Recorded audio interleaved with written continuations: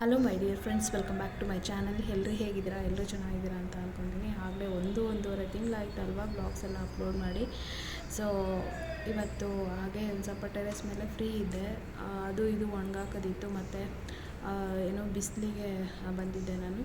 ಮತ್ತು ಇವತ್ತು ಸಂಜೆ ಪೂಜೆ ಮಾಡ್ತಾಯಿದ್ದೀನಿ. ಸಂಜೆ ನಾನು ಯಾಕೆ ಅಂತಂದರೆ ಒಂದು ಸ್ವಲ್ಪ ಹ್ಯಾಂಡ್ ವಾಶ್ ಮಾಡೋದಿದೆ ಬಟ್ಟೆಗಳು, ಹಾಗೆ ಒಂದು ಸ್ವಲ್ಪ ಎಲ್ಲ ಒಣಗಾಕೋದಿತ್ತು. ಅದಕ್ಕೆ ಇವಾಗ ಟೆರೆಸ್ ಮೇಲೆ ಬಂದಿದ್ದೆ. ಮತ್ತು ಮಲ್ಲಿಗೆ ಹೂವು ಆಲ್ರೆಡಿ ನಮ್ಮ ಗಾರ್ಡನಲ್ಲಿ ಸ್ಟಾರ್ಟ್ ಆಗಿದೆ.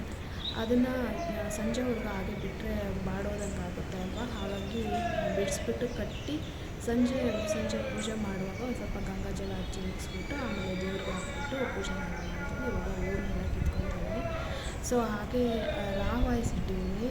ನಮ್ಮ ಪ್ರಕೃತಿಯಲ್ಲಿ ನಮ್ಮ ಮೈಂಡ್ ಎಷ್ಟೇ ಸ್ಟ್ರೆಸ್ ಆಗಿದ್ರೂ ಶಾಂತ ಮಾಡೋ ಶಕ್ತಿ ನಮ್ಮ ಪ್ರಕೃತಿ ಇದೆಯಲ್ಲ, ಹಾಗಾಗಿ ನಾನು ರಾ ವಾಯ್ಸ್ ಇರ್ತೀನಿ, ಎಂಜಾಯ್ ಮಾಡ್ತೀನಿ.